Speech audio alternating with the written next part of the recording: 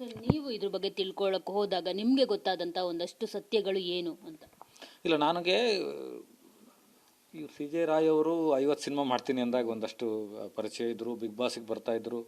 Big ಬಾಸ್ಗೆ sponsors ಮಾಡೋರು, ಬೇರೆ ಬೇರೆ ಶೋಗಳಿಗೆ ಸ್ಪಾನ್ಸರ್ಸ್ ಮಾಡೋರು. ಆಮೇಲೆ ಸಿನಿಮಾದಲ್ಲಿರೋರಿಗೆ ಮತ್ತು ಶೋಗಳಲ್ಲಿರೋರಿಗೆ ತುಂಬ ಜನರಿಗೆ ಅವರ ಬಿಲ್ಡಿಂಗ್ ಕನ್ಸ್ಟ್ರಕ್ಷನಲ್ಲಿ ಮನೆಗಳನ್ನು ಕೊಟ್ಟಿದ್ದಾರೆ, ಮಾತಾಡಿಸ್ತಾ ಇದ್ರು ಆಗಾಗ್ಗೆ. ಸೊ ಹಾಗಾಗಿ ನಾನು ಹತ್ತಿರದಿಂದ ನೋಡಿರೋದ್ರಿಂದ is a category of Vijay Mallya. ಒಂದು ಲ್ಯಾವಿಶ್ ಆದಂಥ ಲೈಫನ್ನು, ಒಂದು ವಿಲಾಸಿ ಜೀವನವನ್ನು ಆರಾಮಾಗಿ ಕಳೀತಾ ಇದ್ದಂಥ ಮನುಷ್ಯ. ಅಂದರೆ ನಿಮಗೊಂದು ಇಷ್ಟೊಂದು ರೋಲ್ಸ್ ರಾಯ್ ಕಾರ್ ಇಟ್ಕೊಂಡಿರೋರು, ಇಷ್ಟು ದೊಡ್ಡ ದೊಡ್ಡ ಕಂಪನಿಗಳು ಇಟ್ಕೊಂಡಿರೋರು, ಮಲ್ಟಿ ಮಿಲಿಯನಿಯರು, ಅಷ್ಟು ಸರಳವಾಗಿದ್ದು ನಾನು ನೋಡಿರಲಿಲ್ಲ. ತುಂಬ ಸರಳವಾಗಿರ್ತಾಯಿದ್ರು, ಆರಾಮಾಗಿ ಇರ್ತಾಯಿದ್ರು. ಮತ್ತು ಲೋಲುಪ್ತ ಮನುಷ್ಯ ಅನ್ನೋದು ಅನ್ನಿಸ್ತಾ ಇರಲ್ಲ. ಲೋಲುಪ್ತತೆ ಅಂತಂದರೆ ರಸಿಕತೆಯನ್ನು ಮೀರಿ ಏನೋ ಮಾಡ್ತಾರಲ್ಲ, ಆ ಥರದ್ದೇನು ಮನುಷ್ಯ ಅಲ್ಲ.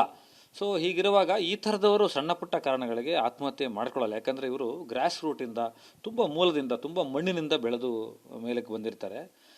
ಇವ್ರು ಎರಡನ್ನೂ ನೋಡಿರ್ತಾರೆ. ತುಂಬ ಕಷ್ಟದ ದಿನಗಳನ್ನು ನೋಡಿದ್ದಾರೆ, ಮಧ್ಯಮ ವರ್ಗದ ದಿನಗಳನ್ನು ನೋಡಿದ್ದಾರೆ, ದೇಶ ವಿದೇಶಗಳನ್ನು ಮೀರಿ ತುಂಬ ದೊಡ್ಡ ಮಟ್ಟದ ಹೆಸರು ಮತ್ತು ದುಡ್ಡನ್ನು ನೋಡಿರೋದ್ರಿಂದ ಜೀವನವನ್ನು ಚೆನ್ನಾಗಿ ಅನುಭವಿಸ್ತಾ ಇದ್ರು. ನನ್ನ ಪ್ರಕಾರ ಇವರಿಗೆ ಇಡೀ ಜೀವನ 57 ವರ್ಷಗಳ ನಂತರ ಇದೊಂದು ಟ್ರ್ಯಾಪ್ ಬಿದ್ದುಬಿಟ್ರೆ ಕೊನೆಗೆ ನಾನು ಕೊಳಿಬೇಕಾಗುತ್ತೆ, ಕತ್ಲಲ್ಲಿ ಕೊಳಿಬೇಕಾಗುತ್ತೆ, ಅಕೌಂಟ್ ಫ್ರೀಸ್ ಆಗಿಬಿಡುತ್ತೆ, ನಾನು ಕನಿಷ್ಠ ಝೀರೋಗೆ ವಾಪಸ್ ಹೋಗ್ಬಿಡ್ತೀನಿ. ಅದ್ರ ಬದಲು ನಾನು ಮುಗಿದೋದ್ರೆ ಅಟ್ಲೀಸ್ಟ್ ನನ್ನ ಕುಟುಂಬದವ್ರಿಗೆ, ನನ್ನ ಕಂಪನಿಗೆ, ನನ್ನ ಡೈರೆಕ್ಟರ್ಸ್ಗಳಿಗೆ ನಾನು ಕಟ್ಟಿರೋ ಸಾಮ್ರಾಜ್ಯ ಉಳಿಯುತ್ತೆ, ನಾನೇ ಮುಗಿಸ್ಕೊಂಡ್ಬಿಡೋಣ ಅನ್ನೋದೊಂದು ಧೈರ್ಯ ಮಾಡಿದ್ದಾರೆ. ಅಂದ್ರೆ ಮತ್ತೊಬ್ರು ವಿಜಯ್ ಮಲ್ಯ ಆಗಬಾರ್ದು ಅನ್ನೋ ಒಂದು ಕಾರಣಕ್ಕೆ ಅವರು ಈ ತರ ನಿರ್ಧಾರ. ಮತ್ತೊಂದು ವಿಜಯ್ ಮಲ್ಯ ಅಲ್ಲ, ಮತ್ತೊಂದು ಸಿದ್ಧಾರ್ಥ ಹೆಗಡೆ ಅಂತ. ಈಗ ಅದೇ ಆಗಿದಾರಲ್ಲ ಸರ್. ಅದನ್ನ ಪ್ರಯತ್ನ ಮೀರ್ಬೋದಾಗಿತ್ತು ಅವರು, ಅದು ಆಗಲಿಲ್ಲ ಅವರು.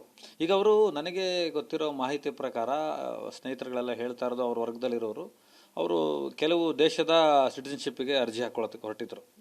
ಅಂದರೆ ಆ ಸಿಟಿಜನ್ಶಿಪ್ ತಗೊಳ್ಳೋದು ಅಂತಂದರೆ ಈ ದೇಶದಿಂದ ಆ ದೇಶಕ್ಕೆ ಹೋಗೋ ಥರದ್ದು ಅಂತ. ಸೊ ಅಲ್ಲಿಂದನೇ ಶುರುವಾಯಿತು ಇದು ಸಮಸ್ಯೆ, ಅಲ್ಲಿಂದ ಶುರುವಾಯಿತು. ಅದಾದ ತಕ್ಷಣ ಫಂಡಿಂಗ್.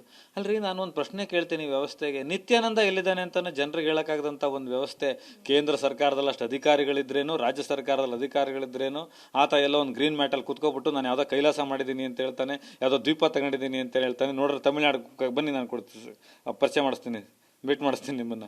ಈ ಥರದ್ದೆಲ್ಲ ವ್ಯವಸ್ಥೆಗಳಿರೋವಾಗ ಇಲ್ಲಿ ಲಾಯರ್ಗಳಿಗೆ ಸಿಗ್ತಾರೆ, ಇಲ್ಲಿ ಆಫೀಸರ್ಸ್ಗಳಿಗೆ ಸಿಗ್ತಾರೆ.